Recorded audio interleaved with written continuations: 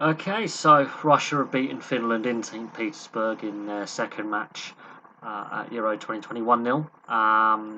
However, Finland did have a very early goal chalked off for offside. Palo, who scored against Denmark, had yet another goal, but just offside. And that is under the current interpretation with VAR. If that's the pre-VAR interpretation, there's no clear and obvious gap between the attacker and the defender. And in years past, that would have been okay, even with the replays, it would have counted as a goal. But it did highlight issues that Russia had with their defence. And to be honest, Russia weren't brilliant today. I think they were better than their previous outing against Belgium. But all told, it was a pretty even game. I think a draw would have been a fair result, although Russia did actually score at the other end of the first half with Miranchuk with a brilliant piece of individual brilliance to score the only goal of the game in added time at the end of the first half. All told, it was a scrappy but high energy game. Neither of these sides are going to be winning the tournament, let's just say that. But Finland are above Russia in the group by virtue of better goal difference. And again, with those four best placed third place sides going through to the next round, I'm going to keep saying this.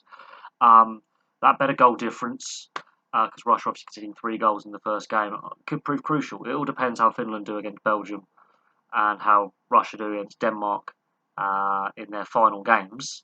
And of course, Denmark play Belgium later on at 5 o'clock UK time. And that will be interesting to see how the Danes respond to obviously their defeat in the first game and what happened to Christian Eriksen. If the Belgians beat the Danes, I think the Danes are out, quite frankly. I think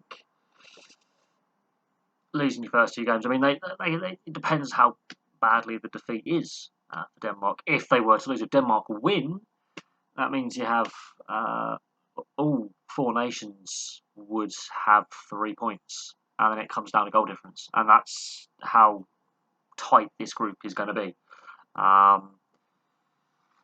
And Russia scraping a 1-0 win, not convincing. Really not convincing. Finland, hard-working team. I appreciate watching hard-working teams play. Pukki looks a little bit off the pace. He looks a little bit not with it. But then again, Norwich won the championship. And of course, the championship season, once that's done with the playoffs, he hasn't played for an extra 2 weeks.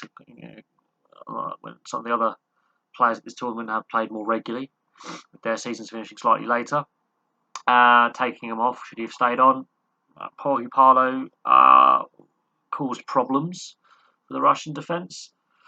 And there's some injury concerns. Fernando's had a nasty-looking neck or back injury in the first half. He left on a stretcher. It's quite a serious-looking injury. So that's a big blow for the Russians, as he's one of their better defenders. Some defensive issues for Russia there. They don't really look like they had good structure and control. But I will say this, yet again, I think that's the 3rd goal ruled offside in this tournament, I believe, possibly the 4th. No, it's the 3rd goal that's been ruled offside. 4th goal, sorry, it's been ruled offside with VAR, and it technically has been correct. But when you are drawing lines on a TV replay, that for me is not enough to overturn. But that's how the VAR officials see it. Interesting tight group. Not the best game, not the best watch, but an interesting watch because of, well, Finland's first tournament, the Russians underperforming, and it leaves the group a bit more difficult to predict. So there we go. Thank you very much for watching. Place your thoughts below, and of course, Denmark play Belgium at 5 o'clock. That'll be an interesting game. And for now, thank you very much for watching, and I'll have some more videos for you very, very soon.